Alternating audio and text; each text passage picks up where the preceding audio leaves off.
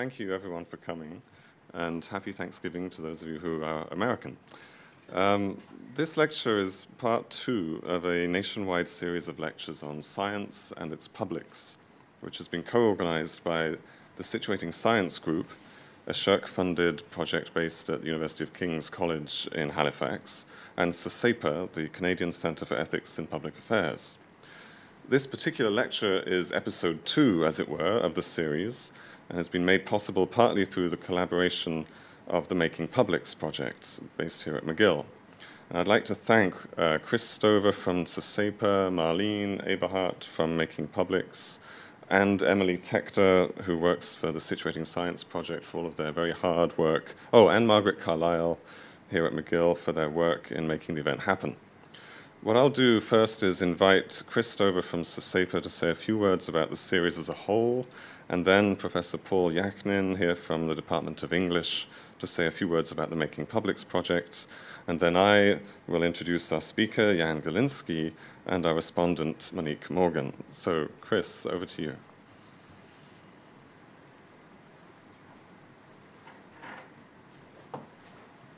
Good evening, everyone. As Nick said, I'm Chris Stover. I'm the General Manager of the Canadian Centre for Ethics in Public Affairs, or SOSAPA, in Halifax. It's a joint venture of the Atlantic School of Theology and St. Mary's University in Halifax, and I'd like to welcome you here tonight on behalf of our board and all our collaborating partners.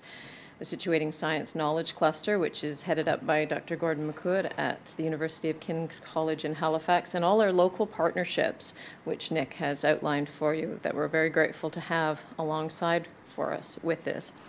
SOSAPA provides an arena for critical thinking, public discussion, and research into current ethical issues challenging our society. Ethics in public affairs is about how the values of individuals and organizations interact and evolve to enable us to work and live together more effectively. The Situating Science Knowledge Cluster is a Social Sciences and Humanities Research Council of Canada-funded project promoting communication and collaboration amongst humanists and social scientists engaged in the study of science and technology. So the Science and Its Publics National Lecture Series, which aims to encompass both those mandates, culminates in our presentation here this evening.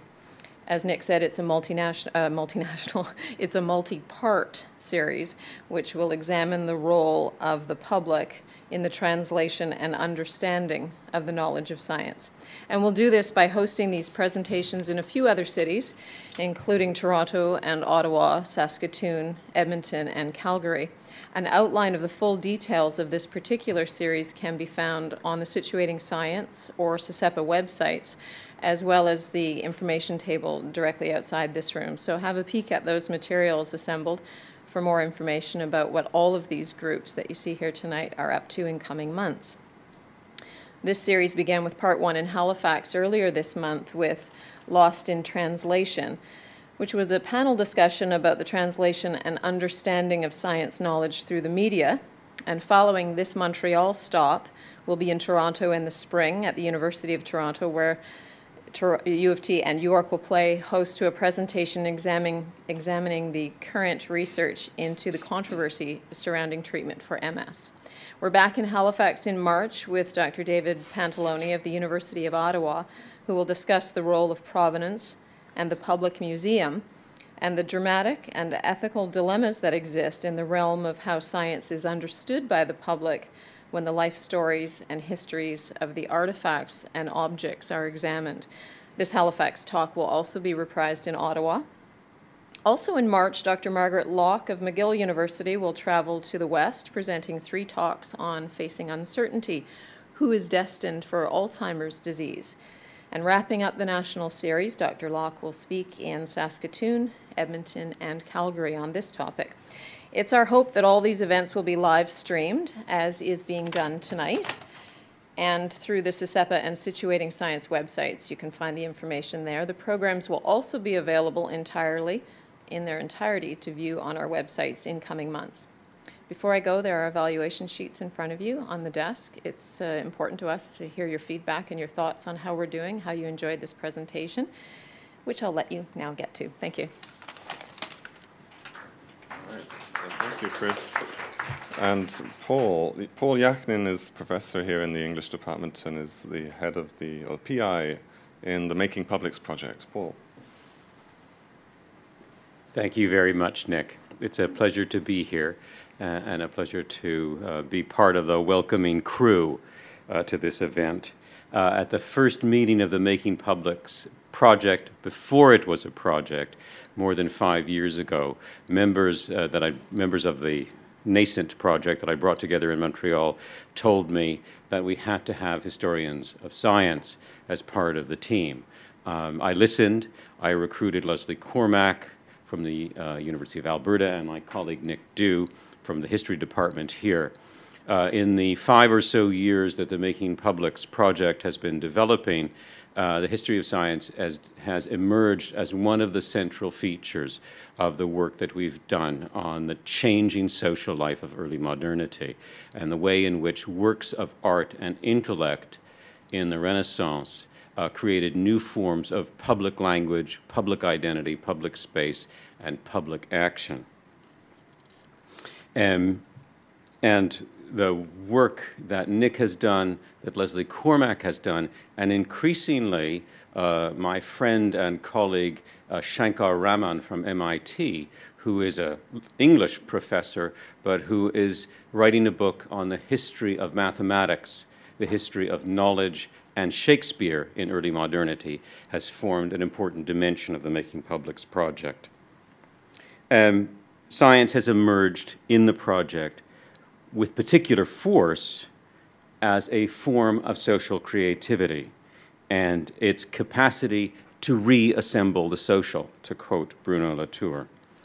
For that reason, for the prominence that science has had in the MAPS project, it's a great pleasure to co-sponsor this event and to contribute in some small measure to this very wonderful project, Situating Science. And now it's a pleasure to turn things back over to Nick, who is leading the crew. All right, thank you, Paul. All right, so it's a pleasure to introduce our speaker and respondent this evening. Jan Golinski is professor of history and the humanities at the University of New Hampshire. After reading natural sciences at Cambridge, Jan did his PhD in the history and philosophy of science program at the University of Leeds, returned to Cambridge briefly for a research fellowship, and then moved to the US. He's a leading historian of the sciences, especially in the 18th and the 19th centuries. Among his books are Science as Public Culture, which deals with chemistry in the age of Joseph Priestley and Humphrey Davy. The Sciences in Enlightened Europe, which is one of the best collections of essays there is on 18th century science that I've used several times in my own teaching. And most recently, the award-winning book, British Weather and the Climate of Enlightenment, published in 2007. Among his various distinctions, he's been the inaugural Dibner Distinguished Fellow in the History of Science and Technology at the Huntington Library recently, and has received the Outstanding Faculty Award from the University of New Hampshire. After Jan gives the lecture this evening, there will be a brief response from my colleague in the English department here at McGill, Professor Monique Morgan. Monique is Associate Professor of English at McGill, where her research and teaching focuses on Romantic and Victorian literature, narrative theory, poetics, and early science fiction. Her publications include the book Narrative Means, Lyric Ends, Temporality in the 19th Century British Long Poem, and articles in the journals Narrative, Science Fiction Studies, Romanticism on the Net, and Victorian Poetry. She's currently working on her second book, which will be titled maybe Estranged Cognition, Narrative and Epistemology in Victorian Science Fiction. But first we'll have Jan's lecture. Jan Golinski's lecture tonight is titled Frankenstein in the Public Sphere, Science and the Virtue of Sociability in the British Enlightenment. Thank you, Jan. Over to you.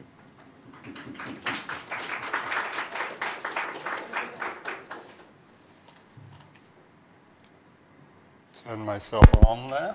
I guess sounds like that's working.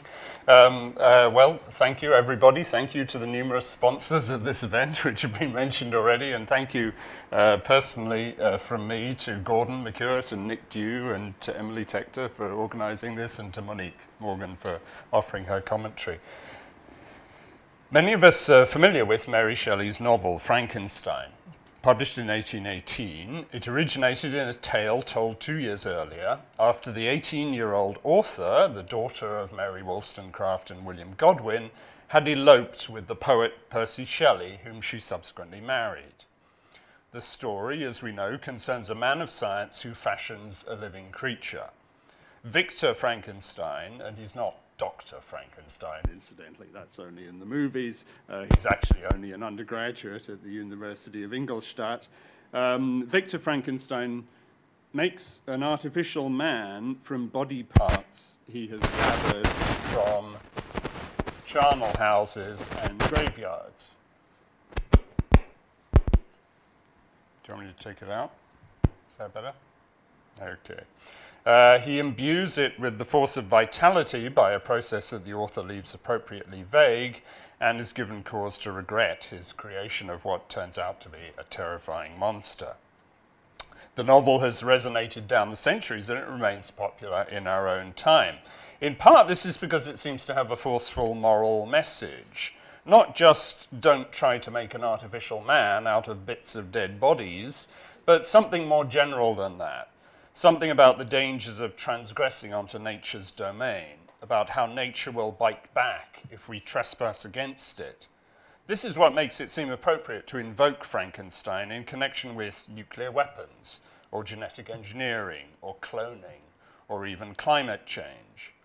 But there are also other moral dimensions of the story. One of Frankenstein's characteristics is that he turns his back on his family and society in general. He breaks off relations with his fiancée and other family members. He isolates himself from his friends and fellow students. He makes his laboratory in an upper-story chamber where he can labor undisturbed. The novel gives us an image of the antisocial man of science, whose creature is both the offspring of this abnormal solitude and the means by which Frankenstein is punished for it. The general ethical framework of the novel owes a lot to Jean-Jacques Rousseau's idea that people learn moral behavior by being socialized within families and other groups. This is how the monster himself learns about virtue, by observing a family in the course of its daily life, noting the bonds of affection and loyalty between them. His growing moral awareness leads the creature to demand from Frankenstein a female mate so that he can escape the kind of vicious solitude that Frankenstein himself has deliberately embraced. In its treatment of this theme, Mary Shelley's novel reflects ideas of the Enlightenment about the connection between sociability and virtue. Many thinkers of the 18th century declared that participation in society is an ethical imperative and a demand of human nature. Samuel Johnson said that solitude is an obstacle to pleasure and improvement. When Rousseau left Paris after falling out with its leading men of letters, Denis Diderot retorted that only the evil man lives alone. Moral philosophers such as Adam Smith said that people behave ethically insofar as they have feelings of sympathy for their fellow human beings, feelings that reflect our common human nature and are given expression in our lives as social beings. In this lecture, I want to discuss what this has to do with science. I want to look at the place of the sciences in Great Britain in Mary Shelley's era to see how the virtue of sociability manifested itself. I'll propose that sociability was a particularly important moral attribute for those engaged in the creation of knowledge. In other words, that it was what has been called an epistemic virtue. In our own time, the process of socialization among scientists occurs in formal institutions, peer-reviewed journals, conferences, professional associations. In the 18th century, such institutions were nascent at best, and the scientist did not exist as such. The word was in fact not coined until the 1830s and not widely accepted even then. Very few of the individuals who engaged in the sciences before then were professionals. In the 18th century, scientific practitioners presented their work in settings that were not insulated from society as a whole. the institutions of scientific sociability were continuous with other institutions of the period. Science was practiced in coffee houses, salons, informal clubs, and the workshops of artisans, as well as in a few formally constituted establishments of learning. Participation in what historians call the public sphere was a condition of scientific activity, and this sphere also intersected in many respects with the private, domestic space of the bourgeois home, where science also found a place. I think Mary Shelley's work reflects some of these developments in the era of the Enlightenment. But I also want to suggest that she was responding to critical changes in the years shortly before she wrote. In the crisis of the end of the Enlightenment, in the political and social turmoil following the American and French revolutions, scientific institutions were substantially transformed. The British government feared that certain groups had subversive aims, and it passed legal measures designed to restrict their activities. Some learned societies were affected by these measures, which reinforced a trend toward more formal establishment and specialization of scientific institutions. A starker division emerged between the scientific practitioner and his public audience.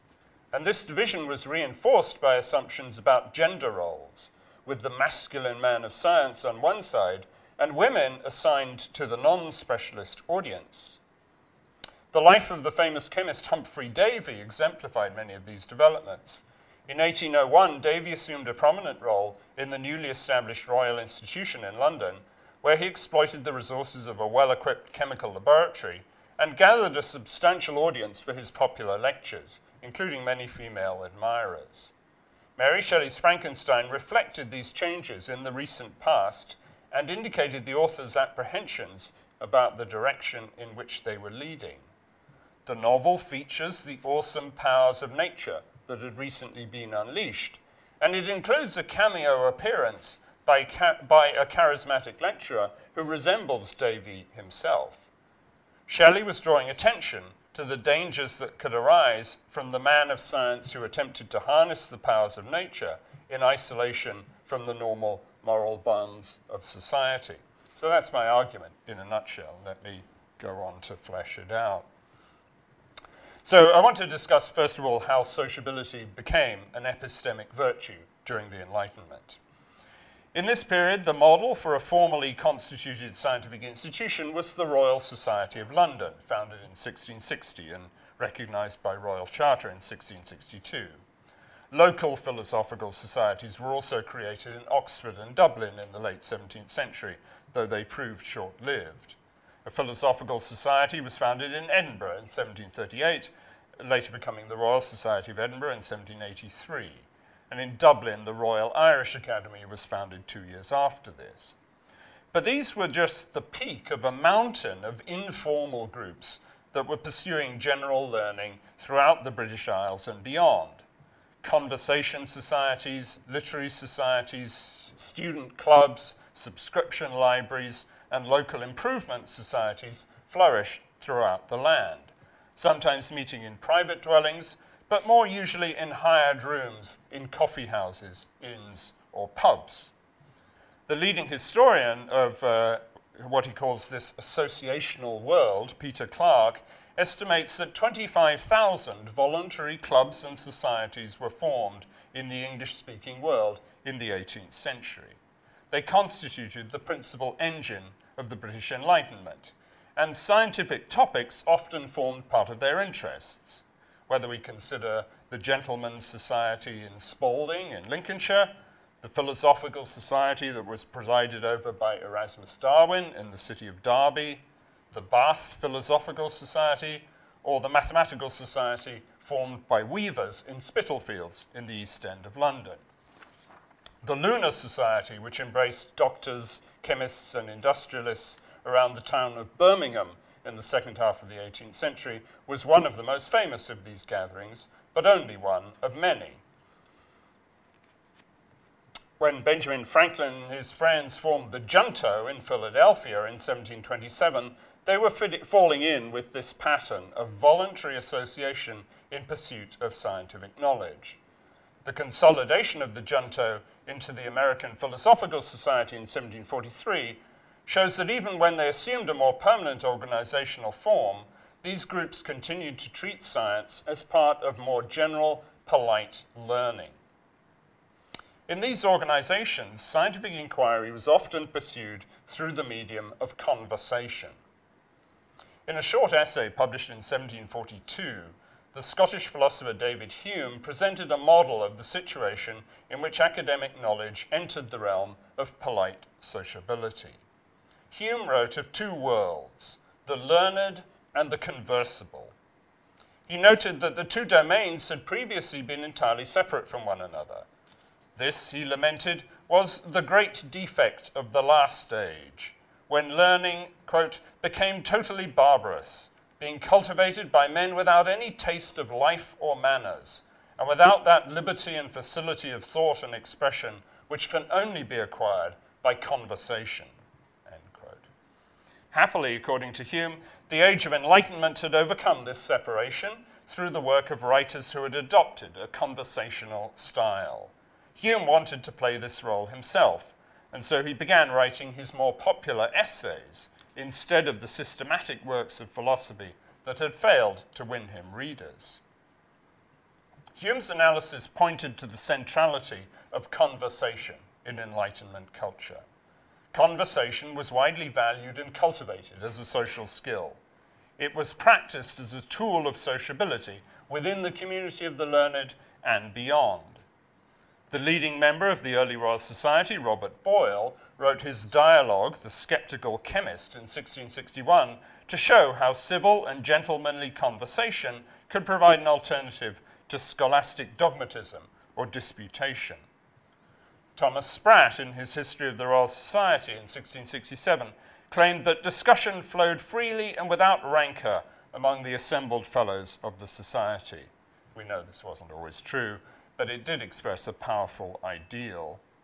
John Locke's essay concerning human understanding of 1690 endorsed a preference for conversation over disputation as the path to knowledge.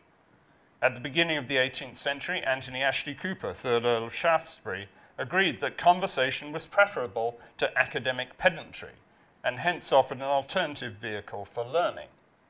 Shortly afterwards, the Whig journalists Joseph Addison and Richard Steele conveyed Shaftesbury's values to a wider public in their popular daily periodicals, The Spectator, The Guardian, and The Tatler. These publications modelled polite conversation in scripted dialogues between imagined characters, and they defended the practice for its contribution to social harmony. Conversation was supposed to be spontaneous and easy, as natural as the other social graces that distinguished a born gentleman or lady.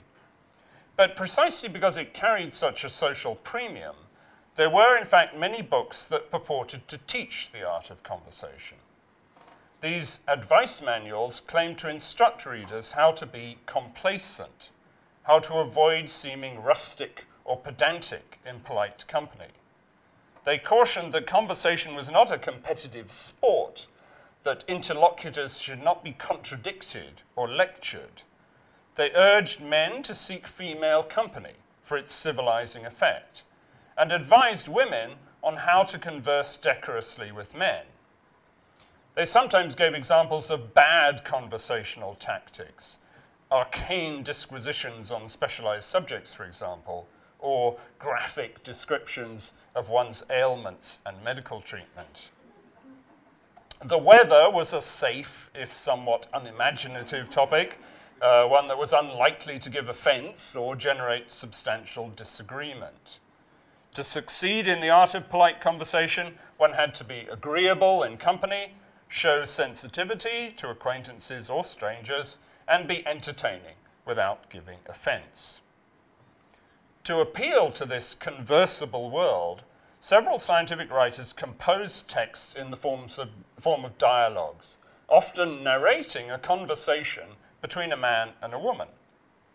The first of these works was Bernard de Fontenelle's Conversations on the Plurality of Worlds, first published in French in 1686 and translated and republished many times thereafter. Fontenelle's example was followed by John Harris's Astronomical Dialogues Between a Gentleman and a Lady of 1719, by Luigi Algarotti's Newtonianism for the Ladies of 1737, by Benjamin Martin's The Young Gentleman and Lady's Philosophy, 1764, and by James Ferguson's The Young Gentleman and Lady's Astronomy of 1768. The published dialogues reinforced the suggestion that conversation could be a path to knowledge, and they showed it occurring in domestic settings in which men and women mingled.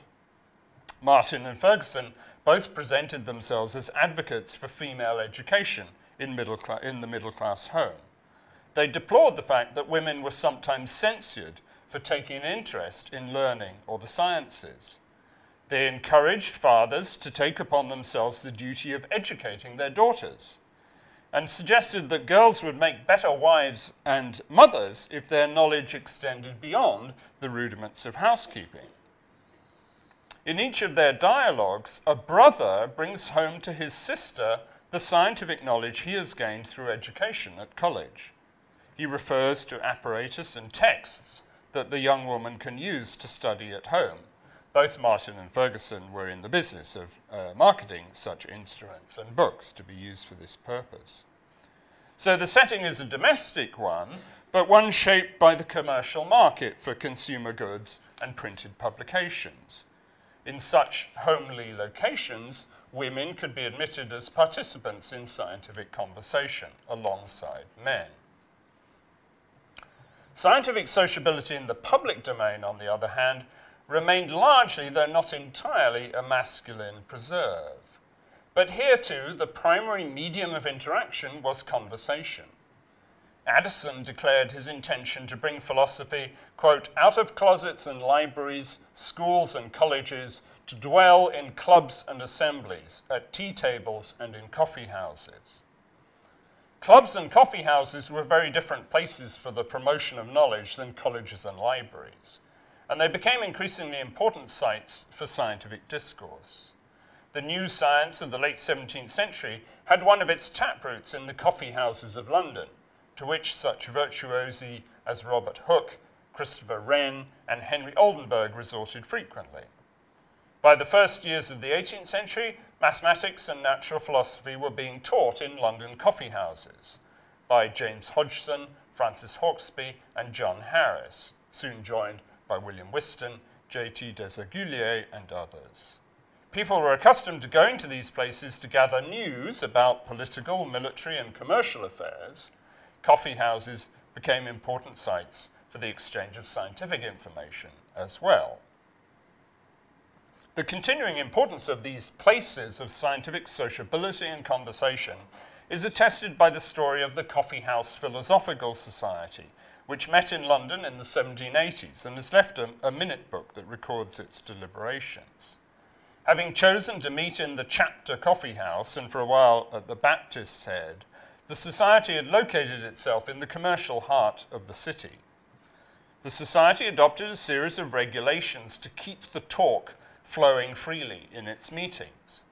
They stipulated that discussions should be open to all present, that the chairmanship should rotate among the members, and that no one should stand to greet latecomers. These rules seem to have been aimed at cultivating an atmosphere of equality among those who attended. Discussion in the Coffee House Philosophical Society was expected to cover natural philosophy in general, and not to descend into specialist jargon or mathematical demonstrations. Topics were nominated by the senior member present and were usually of broad scientific significance. The nature of electricity or light, for example, or the relations between heat and matter, or what caused changes in the weather. The aim was that the subject touch upon the interests of all members so that all could participate in discussing it. Sometimes the commitment to generality was undermined by the specialist interests of some of the members, especially the physicians. Of the 52 members of the society who've been identified, 22 were medical doctors. They were urged not to lapse into specialist terminology when they spoke. When one of their number was elected president, the other members insisted that a non-physician be named vice president. The society wanted to encourage members to socialize by way of general conversation, not professional shop talk. These rules also excluded mathematical demonstrations. At a meeting of the Coffee House Philosophical Society in January 1785, the Portuguese man of science J.H. Magellan, who'd been a member since the society had been formed 4 years earlier, was denied permission to read a paper on astronomy. The Irish chemist Richard Curwen, from the president's chair, announced that, quote, "the constitution of the society does not extend to the consideration of subjects that may lead to mathematical disquisitions, but is confined to experimental philosophy." Although Magellan appealed the ruling, the members reaffirmed it by passing a resolution that astronomical papers should be excluded. The judgment might seem a perverse one for a scientific society, but it's comprehensible in terms of the expectations for polite discourse. Disquisitions or demonstrations were not the same as conversation. They did not permit dialogue or interaction between speaker and auditors. They excluded those who lacked technical skill, and they dragooned the minds of those who could follow them to arrive at a particular conclusion. They might have been suitable for a school, but not for the conversable world, where it was important to show respect for the independence of each individual's judgment. On these grounds, writers on the art of conversation generally agreed that mathematics was not an appropriate topic for polite discourse. So, philosophical conversation, as it was practiced in the Coffee House Philosophical Society, was supposed to be non-specialist, egalitarian, and dialogical. Excluding mathematical demonstrations and professional vocabulary, it paid the price of dealing largely in probabilities rather than certainties. For this reason, it made frequent use of the distinction between facts and opinions. The distinction was fundamental to the practice of conversation and polite sociability. Facts, if offered on the word of a gentleman, was supposed to be accepted without challenge in polite discourse, but opinions could freely be allowed to differ. Disputes over facts risked seriously breaching social accord. When there was disagreement, it was more expedient to designate it as a difference of opinion. Opinion was thought of as unconditioned, freely attached as an interpretive gloss over an underlying factual basis. For the most part, individuals were not held responsible for their opinions. A visitor to the Royal Society in its early years commented on the free expression of different opinions by the fellows, which was said to cause no resentment among them. A century later, members of the Coffee House Philosophical Society dealt with the highly controversial topic of phlogiston by construing it as a matter of opinion.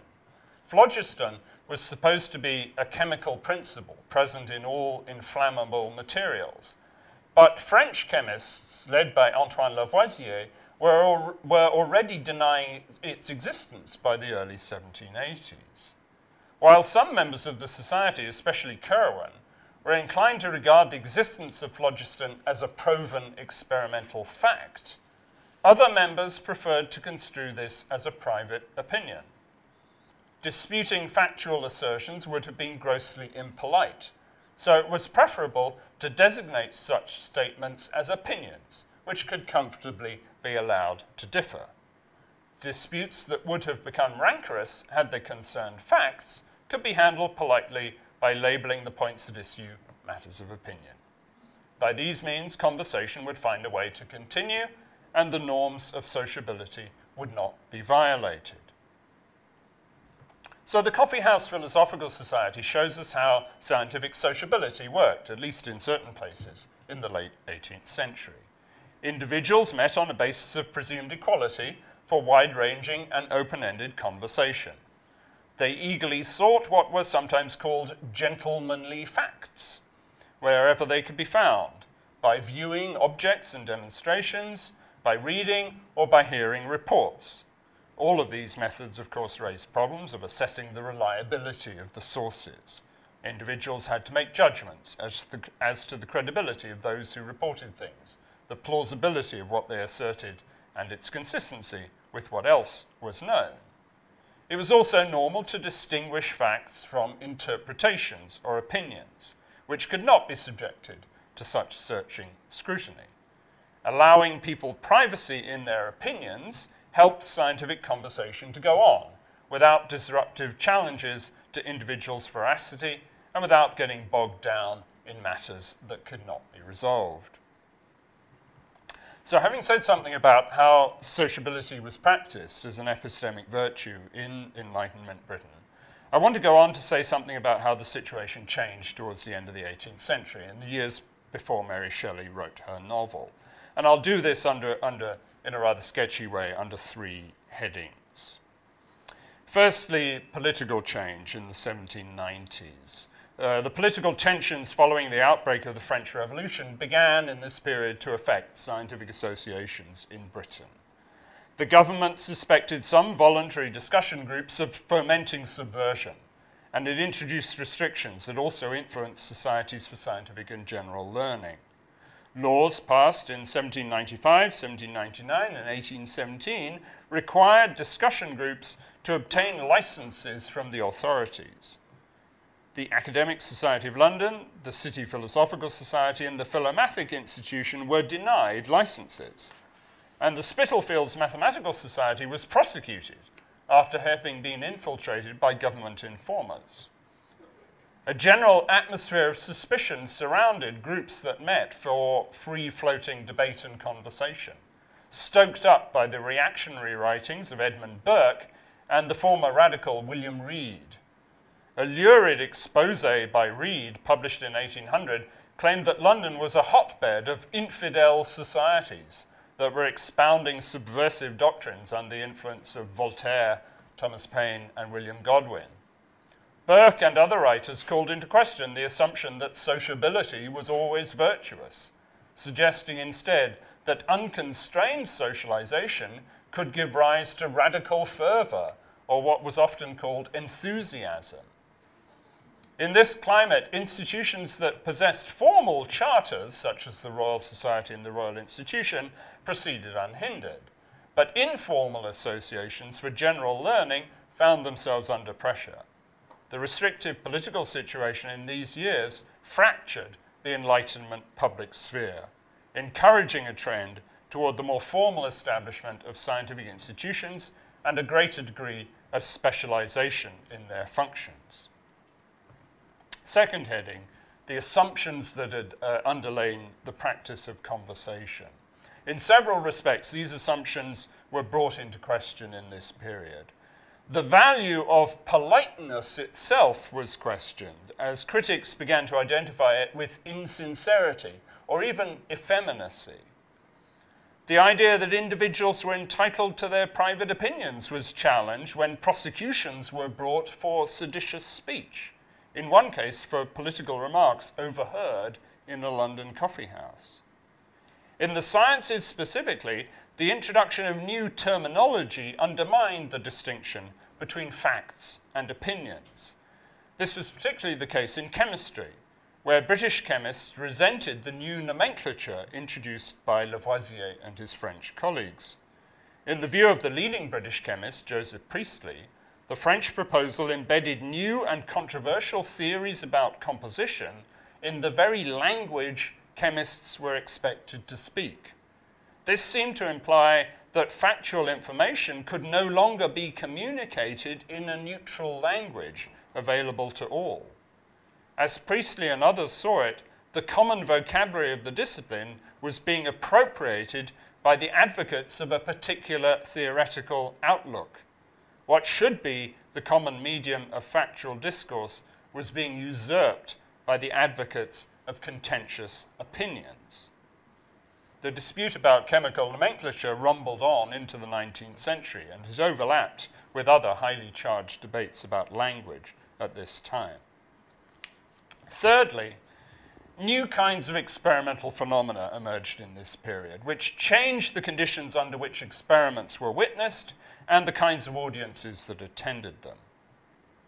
The 1770s saw Priestley's discoveries of new gases, especially oxygen, which were widely displayed by traveling scientific lecturers. In the 1780s, two spectacular new phenomena arrived from across the Channel: mesmerism, or what we know as hypnosis, and the launches of manned balloons. In the 1790s, these were joined by the fascinating effects of galvanic electricity, a kind of electricity that seemed to be organic in origin and closely connected with the force of vitality itself. These startling new phenomena had the potential both to greatly expand the audience for science and to unlock profound processes of life and thought. They opened up a new world of natural wonders and promised new revelations about the most intimate dimensions of human existence.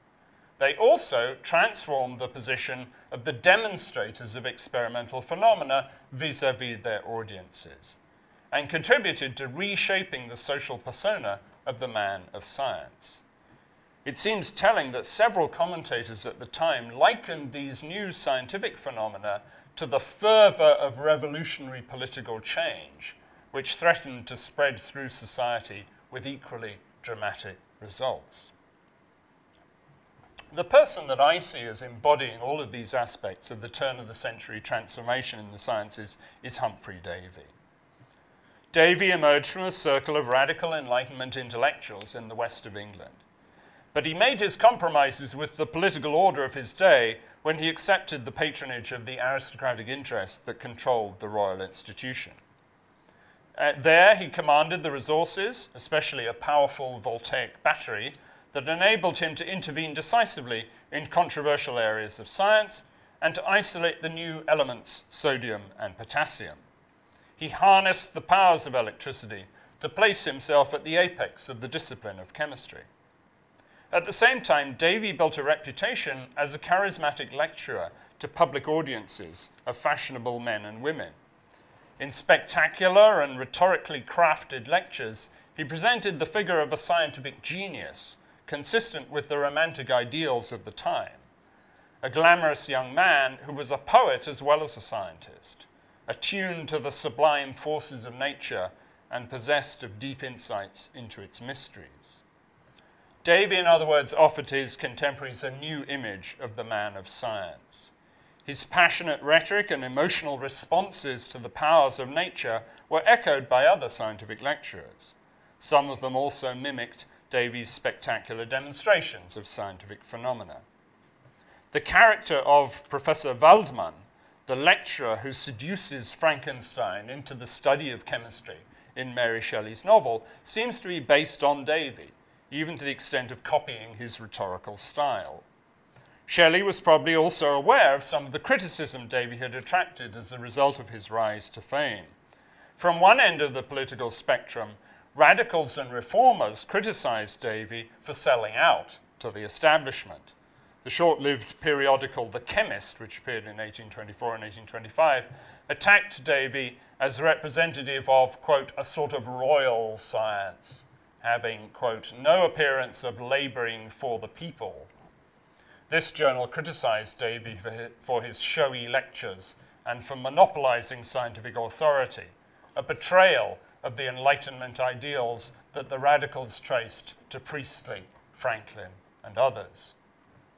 On the other hand, the Tory paper, The Times, said Davy was no better than, quote, dirty finger gentry, a social upstart who could never pass for a true gentleman. The John Bull magazine went even further, telling its readers that, quote, the clothes of a gentleman do not sit easily upon him. He smells of the shop completely. From all sides, then, Davy was ridiculed for his appeal to women, who constituted a large proportion of the audiences at his lectures. It was suggested that a man with so many female admirers must be a vain dandy, a charge aimed at Davy's carefully cultivated manners and dress.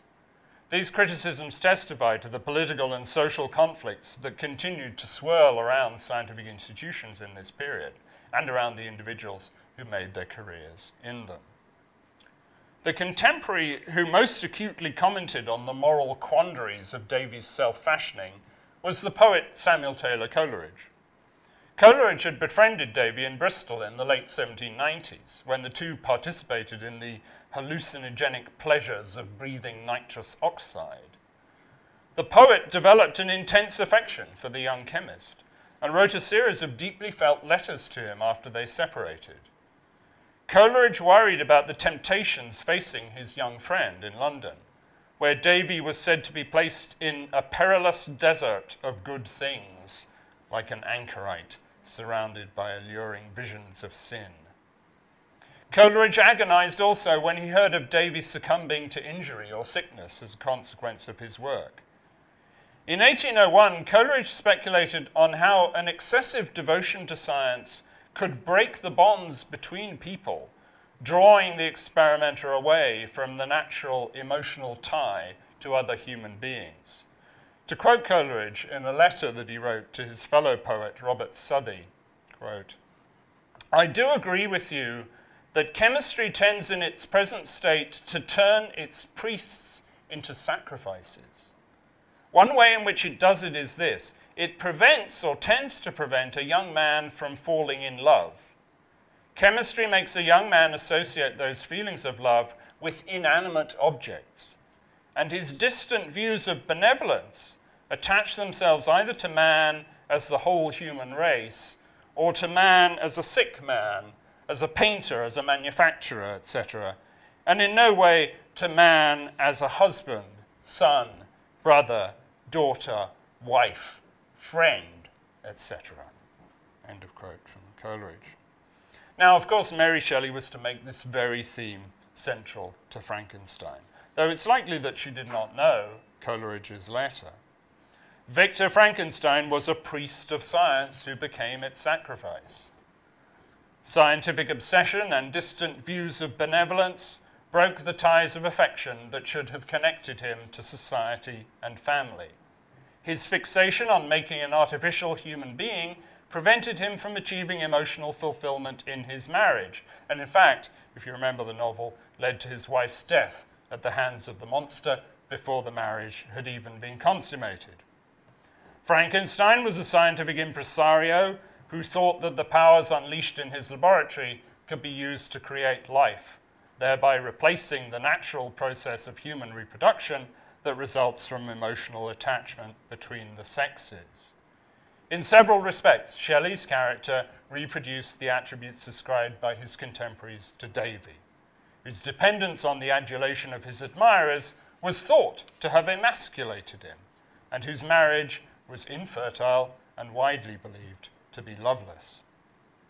In Frankenstein, Shelley dramatized these emotional conflicts in a narrative of Gothic intensity.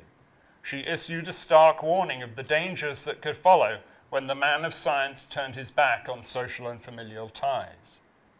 I suggested that Shelley was responding to the situation in her own time and place, which had witnessed something of a crisis in the epistemic virtue of sociability. The kinds of scientific gatherings that were characteristic of the Enlightenment had come under superstition and restriction. New institutions were rising that widened the distance between the man of science and the public at large. And new scientific impresarios like Davy were building their reputations by spectacular performances, deploying the newly discovered forces of nature in dramatic demonstrations of masculine power. Shelley was understandably anxious about where this might lead, especially since the new discoveries appeared to place the very powers of life and death in the hands of these men. The continuing popularity of Shelley's novel down to our own time signals continuing concerns about the ethical responsibilities of scientific practitioners. We still care about scientists fulfilling their moral duty to society. Of course, we don't turn to Frankenstein for detailed advice about how to solve contemporary ethical problems. It is a novel, after all, and one that's nearly 200 years old, but it does provide a set of metaphors that we can use in thinking about these issues. Its imagery comes to mind whenever we recognize scientific hubris, for example, and fear that it will attract retribution. Whenever we acknowledge the presence of nature as something that evades scientific control but sets conditions for it. And as I've tried to show, whenever we worry about how scientists' socialization should give them a sense of their wider obligations to society.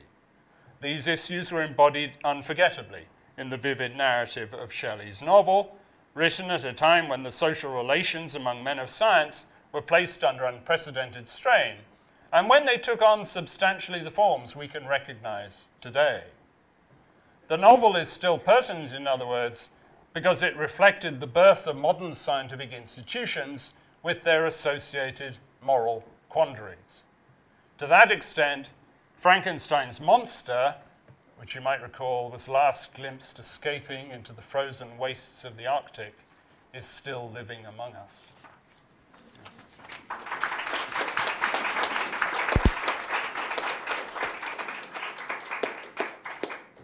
Thank you, Jan. So, Monique, do you want to present your commentary here? Yeah, okay.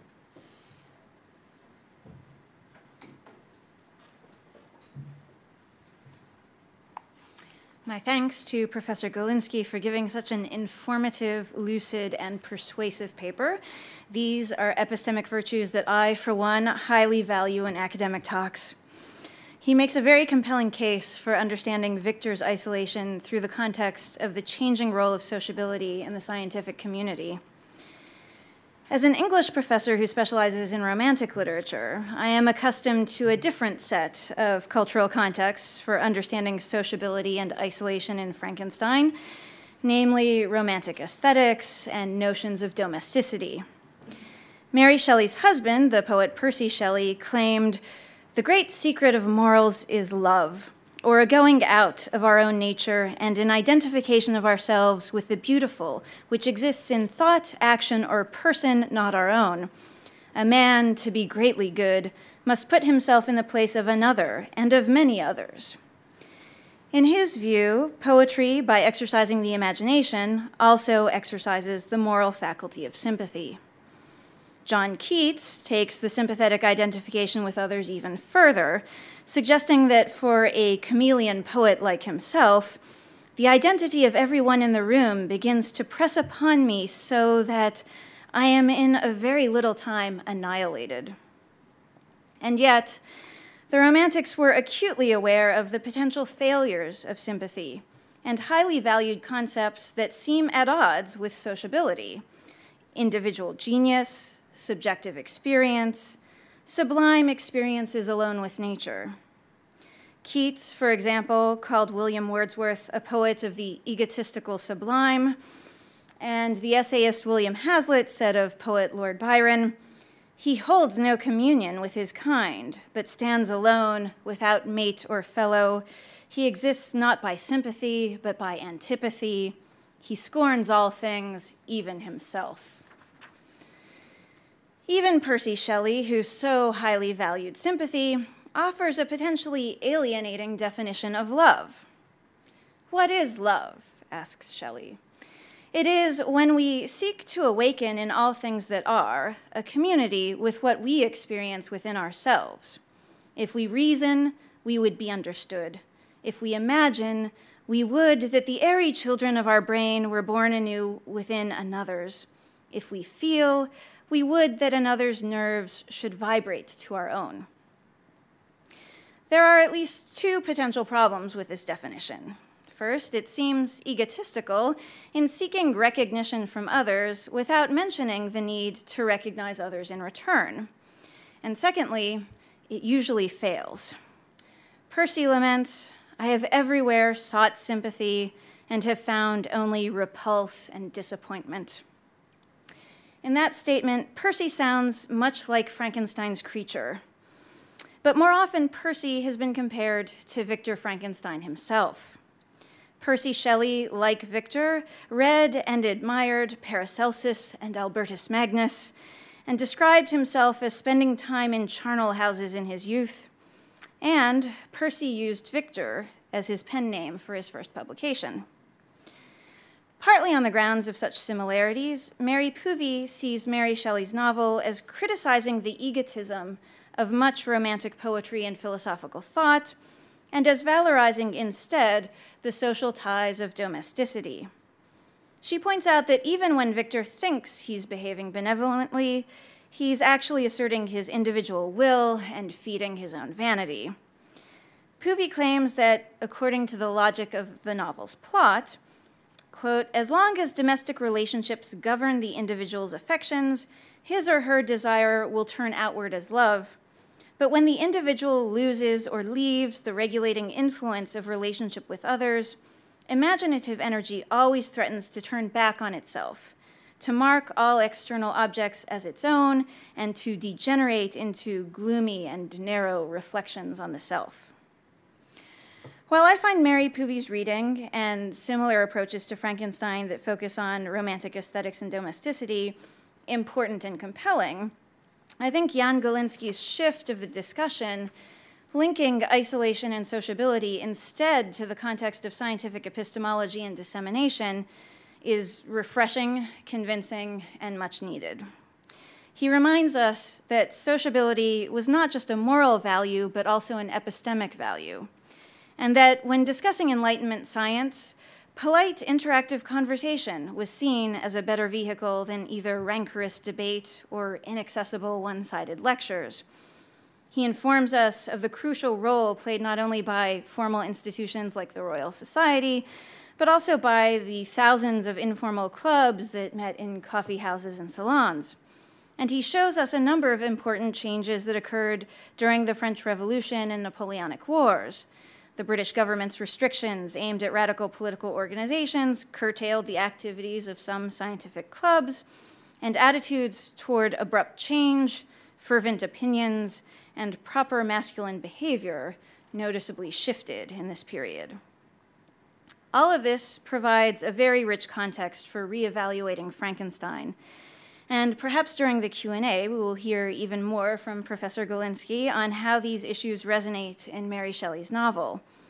I was particularly struck by his description of the Enlightenment values of polite conversation, which came under attack in the Romantic Age. In Professor Golinski's words, to succeed in the art of polite conversation, one had to be agreeable in company, show sensitivity to acquaintances or strangers, and be entertaining without giving offense. Disquisitions, or demonstrations, were not the same as conversations. They did not permit dialogue or interaction between speaker and auditors. They excluded those who lacked technical skill, and they dragooned the minds of those who could follow them to arrive at a particular conclusion. For me, this raises a number of interesting questions about the narrative structure of Mary Shelley's novel. It is told, as you might recall, as a series of nested narratives in which the Arctic explorer Walton sends letters to his sister, which contain the story Victor narrates to Walton, which in turn contains the tale that the creature tells Victor. Should we view each of these layers as a one-sided disquisition that tries to strong-arm the auditor into agreeing with the speaker's skewed point of view? Or should we focus instead on the moments when the speaker acknowledges and responds to his auditor's reactions, as when Victor says to Walton, I see by your eagerness and the wonder and hope which your eyes express, my friend, that you expect to be informed of the secret with which I am acquainted. That cannot be. Listen patiently until the end of my story, and you will easily perceive why I am reserved upon that subject. Does this moment endorse the values of open exchange and sensitivity to one's audience? Or does it enforce a patient, passive acceptance by the auditor of a one-sided speech? I'm also curious about what Professor Golinski might have to say about the differences in Victor's experience when trying to make a female companion for the creature. Victor claims, I found that I could not compose a female without again devoting several months to profound study and laborious disquisition. I had heard of some discoveries having been made by an English philosopher, the knowledge of which was material to my success, and I sometimes thought of obtaining my father's consent to visit England for this purpose. Victor does get permission and travels to England with his friend Henry Clerval. Upon arriving, he presents letters of introduction to the most distinguished natural philosophers in England. But Victor says, I only visited these people for the sake of the information they might give me. Company was irksome to me. When he undertakes the physical construction of the female monster, Victor parts company with Henry and isolates himself on a remote Scottish island. Does this offer a case in which Victor's social and domestic isolation no longer corresponds to intellectual isolation from a broader scientific community? Or is the irksomeness Victor feels in the presence of these natural philosophers even more important than his willingness to consult them? Finally, I would like to suggest that when we place Mary Shelley's novel in the context of Enlightenment science and epistemology, we can see a concern not only with isolated individuals versus sociable individuals, but also with isolated events versus repeated events. The process of induction, of observing repeated instances of events to infer correlations and causations, features very prominently in the creature's narrative. The creature has to learn the causes of what seem to us the most obvious phenomena. Things like direct contact with fire is painful and destructive, snow is wet and cold, and musical sounds in the air are produced by little winged animals. The creature notes perpetual attention and time explained to me many appearances which were at first enigmatic, emphasizing the repeated empirical observations necessary for induction. In fact, the creature's method closely resembles David Hume's description of how we all infer causation through our sensory experience of the constant conjunction of two things. Hume proposes the following thought experiment. Quote, suppose a person, though endowed with the strongest faculties of reason and reflection, to be brought on a sudden into this world. He would indeed immediately observe a continual succession of objects and one event following another, but he would not at first, by any reasoning, be able to reach the idea of cause and effect. Suppose again that he has acquired more experience and has lived so long in the world as to have observed similar objects or events to be constantly joined together. What is the consequence of this experience? He immediately infers the existence of one object from the appearance of the other, end quote. Hume's hypothetical situation aptly describes how Frankenstein's creature is brought on a sudden into this world, endowed from the start with the strongest faculties of reason and reflection, and yet initially completely devoid of experience. As Hume predicts, the creature is eventually able to infer cause and effect once he has acquired more experience. In several other crucial plot lines and thematic concerns, the novel emphasizes but foils the process of induction. The largest challenge to induction for both the characters and the reader is posed by the status of both Victor and his creature as aberrant, isolated cases. The singularity of the creature's unnatural birth and his extreme isolation are obvious to readers and to the creature himself. The aberrance of both Victor's actions and the creature's existence poses a problem to inductive reasoning in that they cannot be placed in a series of similar events. Neither the creature himself nor his peculiarly obsessive thirst for vengeance could be comprehended under any known category of events. If we wish to form a conjecture regarding the origin of the creature's murderous disposition, we are inevitably left frustrated and the question left unresolved. In theory, Victor could rectify this and acquire surer knowledge of the creature's character by repeating his experiment. He is encouraged to do so when the creature requests a companion, a request that Victor eventually refuses. Because he cannot yet determine the source of the creature's evil, and because the stakes are so high if Victor fails to eliminate that factor, it is dangerous to perform a second experiment. But because he refuses to create a second member of this species and start an inductive series, he cannot isolate the variables involved in the first instance. He therefore cannot decide with any assurance whether the creature is inherently evil or is the product of his neglectful upbringing. Victor is thus caught in a catch-22 that precludes successful induction. The impossibility of determining the source of the creature's malevolence is both the cause and the result of the impossibility of creating a female companion. Professor Golinski has suggested that the novel seems to have a forceful moral message about the dangers of transgressing onto nature's domain, about how nature will bite back if we trespass against it. But he leaves unanswered the question of whether or not the danger and vengeance arise only because of Victor's unsociable rejection of the creature and other members of Victor's family, or also because of Victor's initial experiment in unnatural birth. I would suggest that the novel makes it impossible to answer this question confidently, because Victor's experiment and the creature's existence are singular, isolated incidents. If we readers attempt to decide the key ethical questions of Frankenstein by thinking rationally and applying real-world standards of causation, we find the data set too limited for induction to provide any answers. In order to make such judgments, we must resort to deduction instead. Since we are not given sufficiently reliable guidance within the novel itself, we are forced to import our own starting premises from outside of the novel.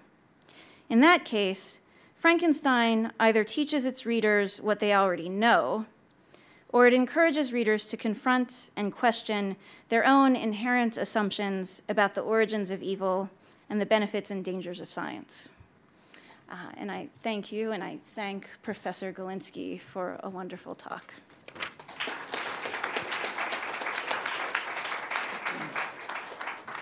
Well, thank you, Monique. I'm concerned with all the discussion about academic disquisitions not allowing for free-floating discussion, that we should allow the audience to talk very, very quickly, but it would be polite to allow Jan to say a few words if you'd like to in response to Monique, or would you rather we went straight to questions? I'd be happy to go straight to questions. Okay, so We can talk. you can talk. So if you put your microphone on, if you're going to ask a question, just press the button that's on the base of the microphone stand, and remember to turn it off again after you've finished talking.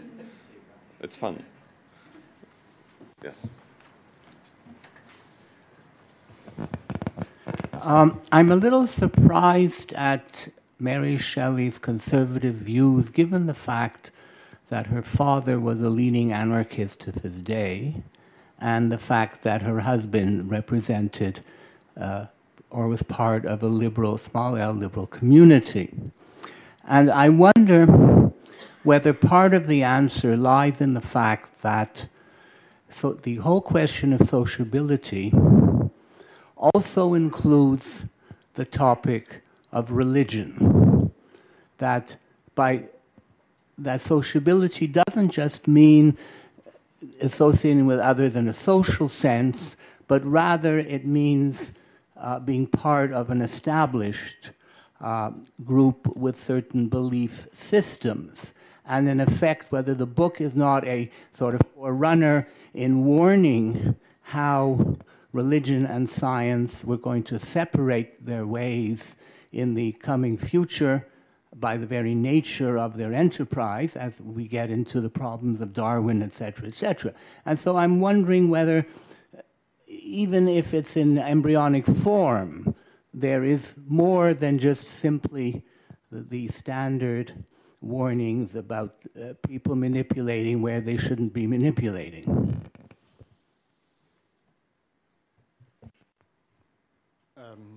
I didn't label Mary Shelley conservative, and I didn't mean to do that.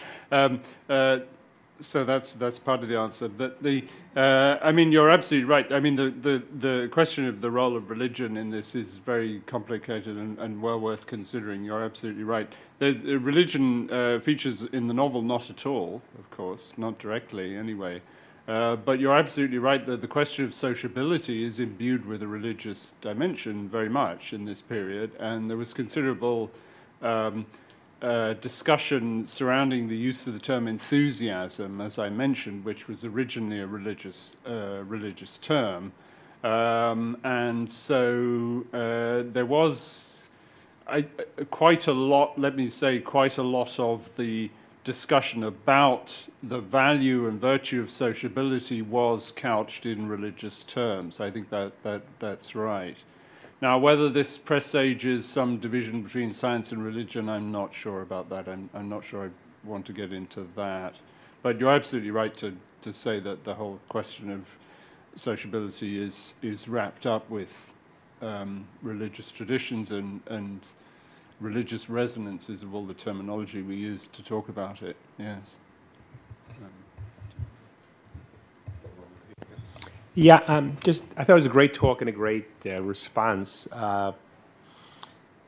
Just 2 points, actually thinking, maybe not in terms of Britain, but of Germany, like the image of the unsociable genius, like Beethoven, for example, whom we look up to precisely because he doesn't adhere to social norms. He's above that, and there's an interesting famous story between Beethoven and Goethe, where Goethe wants to be polite, and Beethoven says, "Why should we be polite to these noblemen? Noblemen are a dime a dozen, but there's only one Beethoven or Goethe." And secondly, I think in Germany, like in philosophy, a type of professionalization of philosophy, if you compare, let's say, Mendelssohn, who writes dialogues in a very elegant but more popular language, to Kant, who deliberately says, "I'm going to be forbidding and be very professional and not condescend to the audience. Let them meet my standards." So I think you see that shift in other contexts as well. I accept your comment. Thank you. We had Brian Cowan. Oh, there it is. Oh, I guess so. Yeah. I'm interested in this concept of sociability here, and I guess I want to query the way in which you're using it, and particularly, what came out in Monique's reading of it. This idea that there's some sort of an Enlightenment value of sociability, because I really don't see that.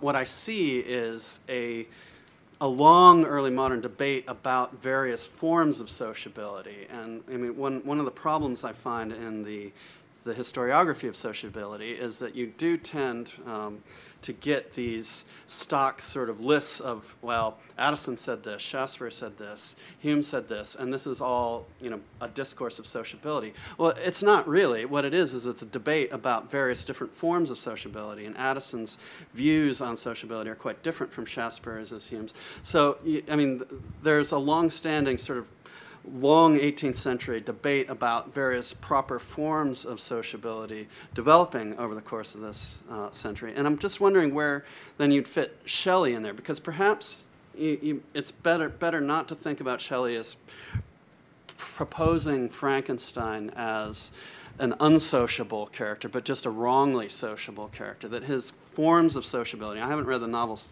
in a long time, so I'm not sure about the details. Perhaps you can enlighten me. But is it perhaps that there's a sort of critique of his own forms of sociability going on, rather than some sort of sense of unsociability itself developing? Because I think what you see, I think it's just wrong to think about sociability as a value. It's rather a field of contest in which various different interlocutors in this debate about sociability are thinking about ways to be social. And I think Shelley's critique also has to somehow fit into a long-standing sort of criticism of natural philosophy, generally speaking, which does go back again to like Shadwell's play on the Virtuoso, Pope and Gay's work on 3 Hours Before Marriage, Swift's Gulliver's Travels. There's this long-standing sort of criticism of the sociability of men of science, men of natural philosophy, and that may be one way of thinking about what's going on there. Or do you disagree?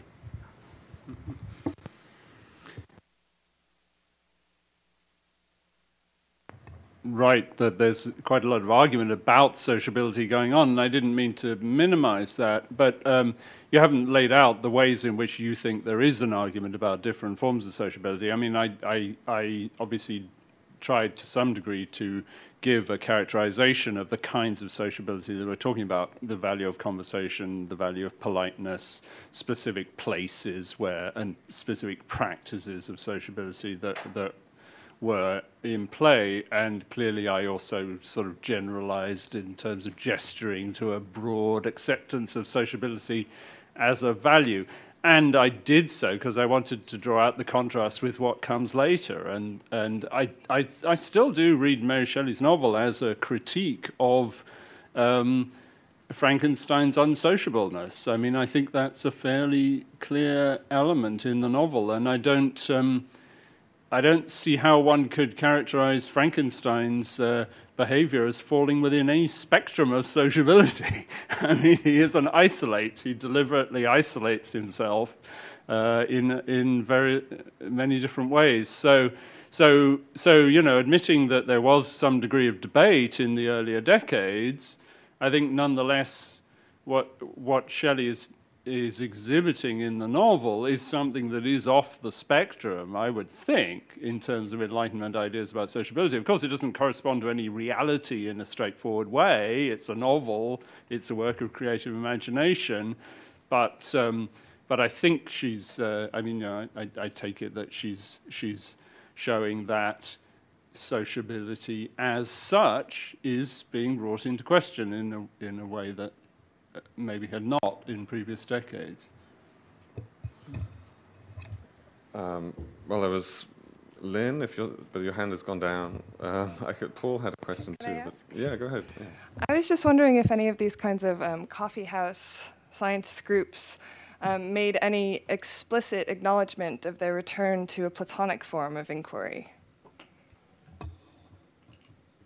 Platonic in the terms of dialogue? Yeah, not only just in terms of dialogue and the possibility of aporia, but these issues of socialization and the idea of intellectual inquiry being paralleled with one of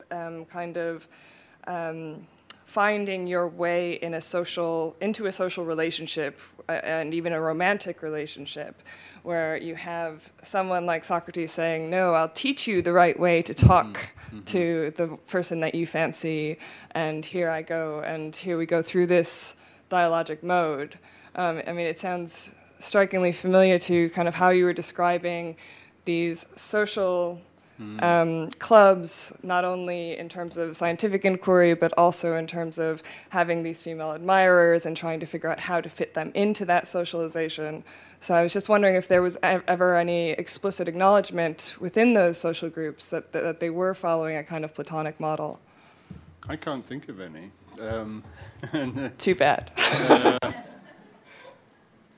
I mean, you're right that in many ways, you know, classical ideas of virtue were upheld in the 18th century as preferable to Christian ideas of virtue by the philosophers and by the Scottish Enlightenment. But I can't actually think of any discussions of sociability in those terms. Well, you do get it in Shaftesbury, actually, in the characteristics. Yeah. Oh, okay. Yeah. Paul. That was very good. And I have two questions. The second is linked to the question that Brian raised. My first question has to do with opinion as a central feature of Enlightenment science. And, you know, that struck me as a bit strange, because I thought, well, isn't one of the central features of scientific discourse and scientific conversation the pursuit of truth? And of course, I'm going back to ideals of the second book of God, the book of nature, which plays such an important part in Bacon's defense of science. And the second question has to do with the nature of sociability. And when you were talking about how the place that opinion plays in polite conversation, which is a distinguishing feature of the scientific groups you're talking about, it seemed to me that it had a very strong class dimension, that it has to do with the kind of, with rank identification. And that led me to think about technology in relationship to science. And I know from what I can cobble together in my memory about the novel that Victor Frankenstein's work has a strong theoretical background and basis, but it's very artisanal.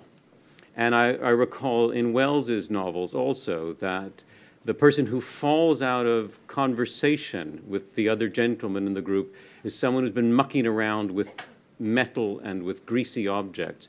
And I wondered if the kind of sociability you're describing is class-based to a large degree. Yes, I mean, let me take those two in turn. There clearly is a tension between the search for truth and the acknowledgement of the independence of individuals' opinions. And And it arises in many instances, as the one that I gave from the Coffee House Philosophical Society. I mean, clearly there was a place and a time when a paper on astronomy could indeed be delivered, and it could indeed be published, and they were delivered and they were published. So I don't mean to suggest that this was characteristic of all scientific culture in the 18th century. Obviously it wasn't. I was just trying to draw out the ways in which, in particular places, the virtue of sociability could actually inhibit the disquisition on something like astronomy and mathematics, just because it seems so peculiar that it ever should have done so. There's a tension, but I'm not wishing to deny that the search for truth is characteristic of the scientific enterprise. And on the class labeling, yes, absolutely, it is. I mean, the gentleman is, again, there is a clear tension with artisanal practice, and the individuals who were distinguished in terms of their,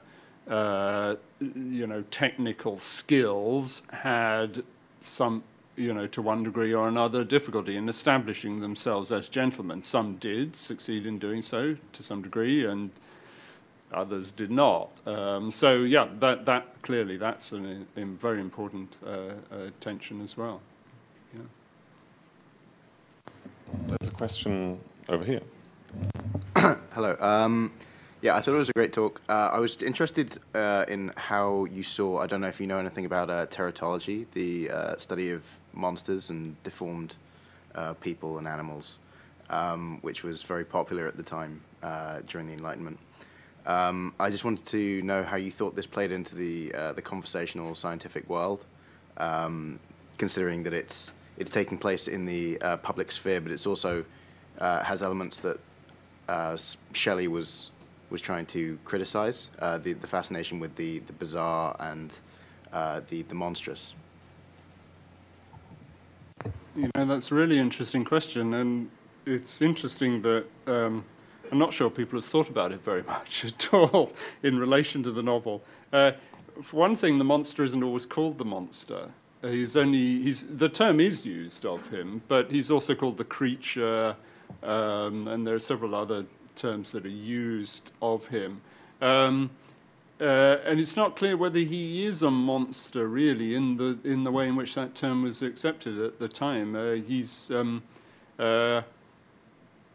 mean, you're absolutely right. There's an enormous fascination in the period with defects of birth, misgeneration, sort of mistakes of generation, as it were.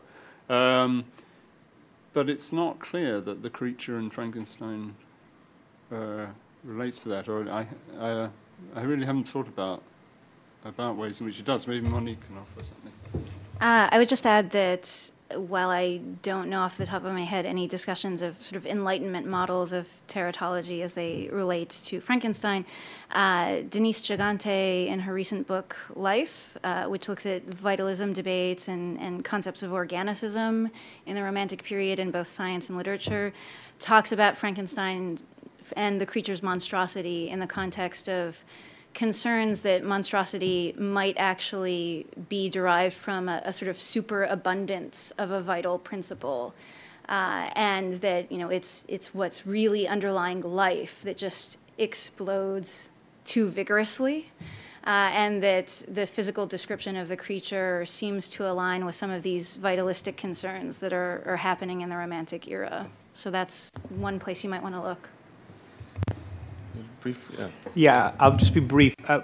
Paul's question about the distinction between fact and opinion, I was thinking about it before. I mean, since Hume played such an important role in both talks, I mean, of course, Hume has a very sharp distinction, at least it was understood, between fact and value, which in a certain sense, I mean, what's common is you can somehow isolate fact, which is somehow objective, from the subjective, whether it's either value or opinion. So I was just wondering if there's any connection between the Humean distinction and this sort of popular distinction within the sociable discussion. Well, I wasn't intending to attach my distinction to the is-ought distinction in Hume. I think they're somewhat different, really. Where is Frankenstein's monster today? From what we know of how science works, is it hopeless to expect of modern science to be sociable in the sense that you've described in the lecture, or even to be conversational without immensely cheapening its epistemic content?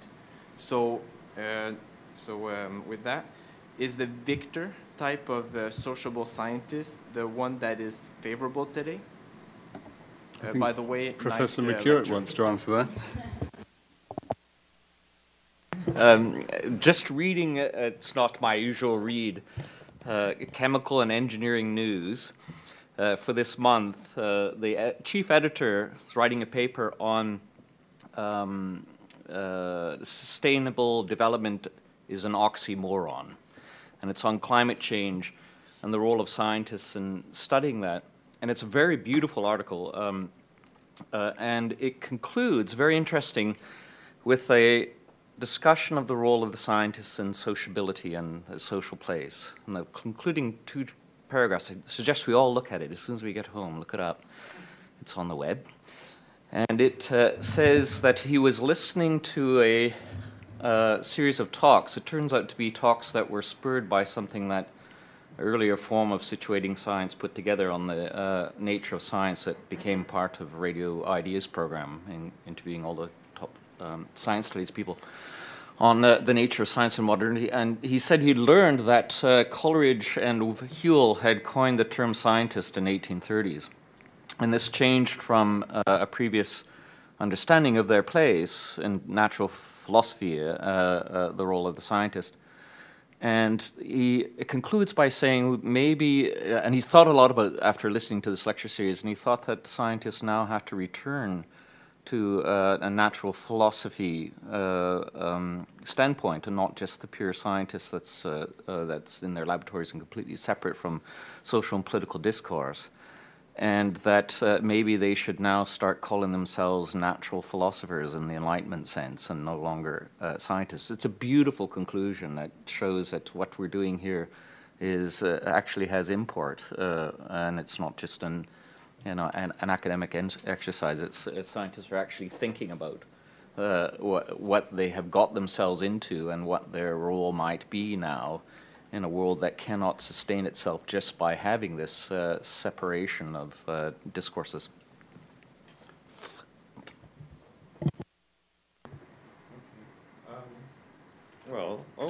One more question. Okay. Surely one of the central concerns with the novel, as well as things today, is the question of what is human.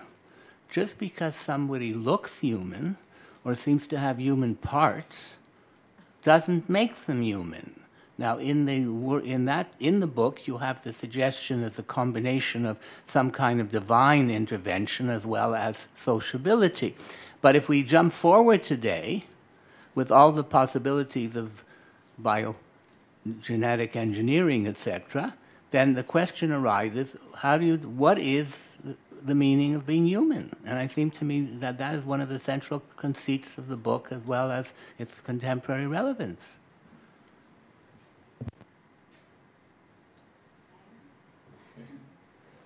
Well, thank you for the comments and questions, all of you. It just remains for me to, well, I think we have to wrap up at this point, because there's a cheese and wine without wine, which I guess is called a cheese, outside. And I need you to eat the cheese. But let me thank, is it all okay? Yeah, so first let me thank Monique and Jan for their wonderful papers, and ask you to join me in doing that. There is a, and to remind you, if you have time, to fill in these yellow forms, which would be very useful for us in getting your feedback about the event. Thank you very much.